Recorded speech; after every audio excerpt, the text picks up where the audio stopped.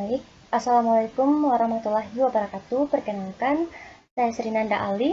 Di sini saya akan menjelaskan format kasus, format pendokumentasian Varney asuhan kehamilan keluarga berencana. Nah, di sini ada manajemen asuhan kebidanan keluarga berencana pada Nyonya M, akseptor lama depo progestin dengan amenorrhea di Puskesmas Ujung Pandang, Makassar. Nomor register itu 127 XXX. Tanggal pengkajian 15 Mei 2017 jam 10.20 WITA. Nama pengkaji Nur Asiaka. Tempat pengkajian Puskesmas Ujung Pandang, Makassar. Nah, di sini ada nama kelompok kami dan di bawahnya ada NIM kami. Kemudian pada langkah pertama yaitu identifikasi data dasar. Yang pertama identitas istri, nama Nyonya M, umur 33 tahun dan suku Makassar. Kemudian kebangsaan Indonesia, agama Islam, pendidikan SD, pekerjaan IRT, alamat Jalan Korban 40.000 Jiwa Makassar. Nomor telepon 0812 53 40 7163.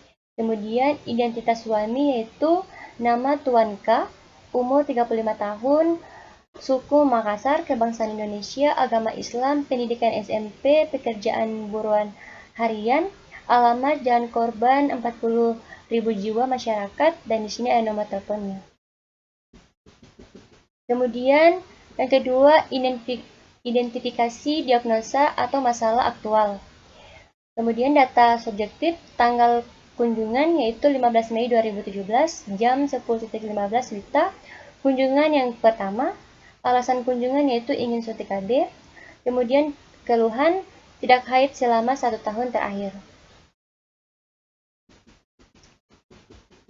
Kemudian di sini ada diagnosa yaitu akseptor KB suntik depo progestin dengan amenorrhea.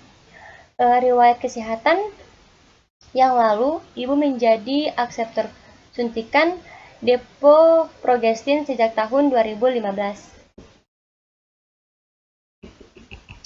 Kemudian, ibu menggunakan KB suntik depo progestin selama 2 tahun dan tahun pertama mengalami spotting dan 1 tahun berikutnya mengalami amenorrhea. Kemudian, keluhan yang menyertai yaitu kenaikan berat badan. Kemudian usaha mengatasi keluhan itu tidak ada. Kemudian yang ketiga di sini ada riwayat kesehatan keluarga. Di sini tidak ada riwayat keluarga menderita penyakit serius seperti hipertensi, asma, diabetes mellitus, kanker, dan penyakit jantung. Kemudian di sini ada riwayat menstruasi, ada menorrhea yaitu 14 tahun, siklus 28 hari, lamanya 7 hari, dan dysmenorrhea yaitu tidak ada. Selanjutnya di sini ada riwayat obstetri. Anak yang pertama itu 12 tahun, anak kedua 10 tahun, dan anak ketiga 2 tahun. Kemudian riwayat kehamilan, persalinan, dan nifas yang lalu pada anak yang pertama yaitu tahun 2005, anak kedua 2007, dan anak ketiga 2015. Kemudian kehamilan pada anak yang pertama, kedua, dan ketiga itu anterem. Kemudian tempat pada anak pertama, kedua, dan ketiga itu puskesmas. Kemudian jenis pada anak yang pertama, kedua, dan ketiga spontan. Kemudian JK pada anak yang pertama LK, pada anak kedua PR, pada anak ketiga PR. Kemudian nifas pada anak yang pertama, kedua, dan ketiga tidak ada penyulit. Kemudian riwayat ginekologi, ibu pernah mengalami penyakit menular seksual. Kemudian riwayat KB, ibu jadi akseptor KB sejak tahun 2015. Pada kartu akseptor ibu tercantum bahwa ibu memakai suntik depo progestin. Ibu tidak pernah menggunakan alat kontrasepsi lain selain KB suntik 3 bulan. Nah, itulah materi dari saya. Selanjutnya akan dilanjutkan oleh teman saya. Terima kasih. Baik, bismillahirrahmanirrahim. Assalamualaikum warahmatullahi wabarakatuh. Perkenalkan, saya Ria Kamilioli perwakilan dari kelompok 10. Di sini saya akan melanjutkan pemaparan yang tadi dipresentasikan oleh teman saya, yaitu Sri Nanda Ali. Selanjutnya, riwayat pemenuhan kebutuhan dasar. Di sini ada makan dengan jumlah 3 kali sehari, minum dalam jenis air jumlah 7-8 gelas, BAK dalam jumlah 2-3 kali sehari, BAB dalam jumlah 1-2 kali sehari, istirahat dalam waktu siang kurang lebih 1 jam, istirahat malam kurang lebih 7-8 jam. Kemudian ada personal hygiene, di mana mandi dilakukan sebanyak 2 kali sehari, gosok gigi 2 kali, keramas 2-3 kali, pembersihan kuku kaki 2 kali, pembersihan kuku tangan 2 kali.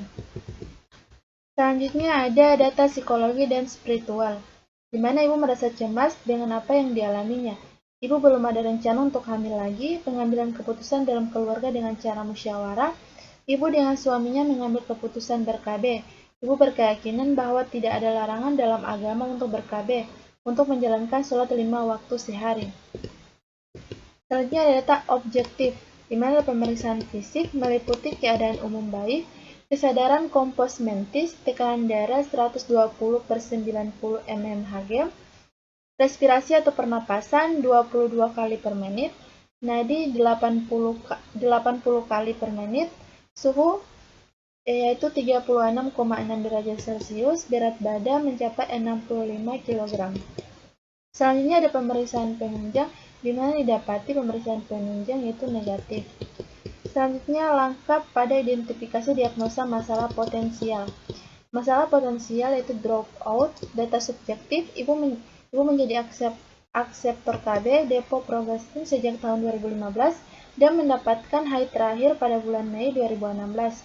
Ibu menggunakan KB suntik 3 bulan untuk mengajarkan kehamilan. Kemudian data objektif, di mana pada kartu akseptor ibu tercantum bahwa ibu memakai suntikan depo progesteron.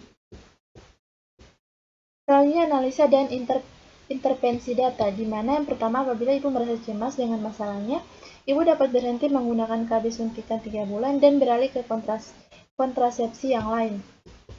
Yang kedua, amenorrhea atau tidak datangnya haid selama 3 bulan berturut-turut atau lebih merupakan hal yang tidak perlu dicemaskan bagi akseptor KB depo progesteron karena hal tersebut tidak membahayakan kesehatan dan bersifat sementara.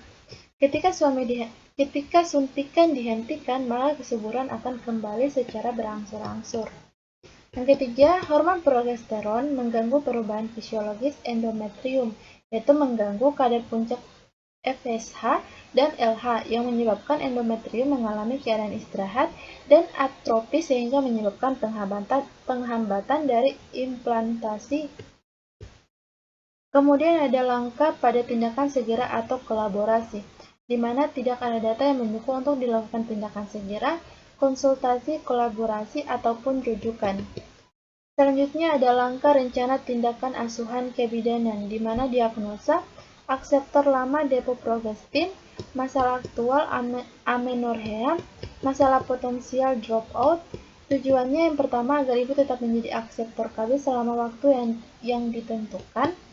Yang kedua, ibu dapat beradaptasi dengan suntikan depo progesteron. Kemudian ada kriteria di mana yang pertama keadaan umum ibu baik atau KU ibu baik. Kemudian yang kedua tanda-tanda vital dalam batas normal. Yang ketiga, ibu mendapatkan suntikan secara teratur. Yang keempat, ibu datang pada kunjungan berikutnya dengan jadwal yang telah ditentukan untuk mendapatkan suntikan ulang pada tanggal 8 Agustus tahun 2017. Kemudian ada rencana tindakan yaitu pada tanggal 15 Mei tahun 2017 pada pukul 10:15 waktu Indonesia Tengah. Yang pertama, sambut ibu dengan senyum, salam, sapa sopan, dan santun atau dikenal dengan istilah 5S. Dengan rasionalnya, dengan 5S akan terjalin hubungan baik antara klien dan petugas kesehatan. Selain itu, ibu akan merasa nyaman. Yang kedua, berikan kesempatan pada ibu untuk mengungkapkan masalahnya dengan rasionalnya agar klien mempunyai kesempatan untuk mengungkapkan masalah yang dialaminya. Yang ketiga, jelaskan pada ibu tentang keuntungan dan keterbatasan suntik depo progesteron dengan rasional, mencegah kekhawatiran pada ibu bila terjadi efek samping. Yang keempat, beritahu ibu terlebih dahulu sebelum melakukan tindakan dengan rasionalnya agar klien dapat kooperatif dalam setiap pelaksanaan tindakan. Yang kelima, berikan konseling pada ibu tentang penyebab amenorrhea dengan rasionalnya agar ibu tidak cemas dan khawatir. Kemudian yang keenam, anjurkan kepada ibu agar datang kapan saja apabila ada masalah atau gangguan kesehatan sehubungan dengan alat kontrasepsinya dengan rasional agar kalian mendapatkan pertolongan secara dini dan tepat waktu. Yang ketujuh, meminta persetujuan secara langsung sebelum melakukan suntikan dengan rasional agar ibu merasa nyaman. Kemudian selanjutnya berikan suntikan DMPA 150 mg pada bokong ibu di sepertiga sia secara intramuskular dengan rasional agar kebutuhan klien terpenuhi dalam kesinambungan pelayanan. Selanjutnya, anjurkan ibu agar datang kembali pada jadwal yang telah ditentukan, yaitu pada tanggal 15 Juli tahun 2017 dengan rasionalnya. Suntikan diberikan setiap 90 hari atau 12 minggu untuk mencegah kehamilan sebagai akibat dari pemberian suntikan yang terlambat. Selanjutnya ada langkah pada implementasi tindakan, yaitu pada tanggal 15 Mei tahun 2017 pada pukul 10:15 waktu Indonesia Tengah, di mana yang pertama menyambut ibu dengan senyum, salam, sapa, sopan, dan santun, atau dikenal dengan istilah 5S. Kemudian memberikan kesempatan pada ibu untuk mengungkapkan masalahnya.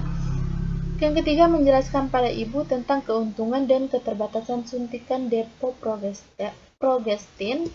Kemudian yang keempat, memberitahu ibu terlebih dahulu sebelum melakukan tindakan. Yang kelima, memberikan konseling pada ibu tentang penyebab amenorrhea. Yang keenam, menganjurkan kepada ibu agar datang kapan saja dan apabila ada masalah atau gangguan kesehatan sehubungan dengan alat kontrasepsinya. Yang ketujuh, memberikan persetujuan secara langsung sebelum melakukan suntikan. Kemudian, selanjutnya memberikan suntikan DMPA 150 mg pada bokong ibu di sepertiga sia secara intramuskular. Kemudian, menganjurkan ibu agar datang kembali pada jadwal yang ditentukan, yaitu tanggal 8 Agustus pada tahun 2017. Selanjutnya, langkah pada evaluasi, yaitu pada tanggal 15 Mei tahun 2017, di mana pada pukul 10:15 waktu Indonesia Tengah, di mana ibu mengerti dengan semua penjelasan yang diberikan kepadanya. Yang kedua, ibu mengerti tentang penyebab amenorrhea dan tidak merasa cemas dengan hal tersebut. Yang ketiga, ibu masih ingin menjadi akseptor KB, suntik DMPA. Dan yang terakhir, ibu bersedia datang kembali pada tanggal 8 Agustus tahun 2017 untuk mendapatkan suntikan ulang. Baiklah, itulah presentasi dari kelompok 10. Lebih dan kurangnya kami memohon maaf. Wabillahi taufiq wal hidayah. Wassalamualaikum warahmatullahi wabarakatuh.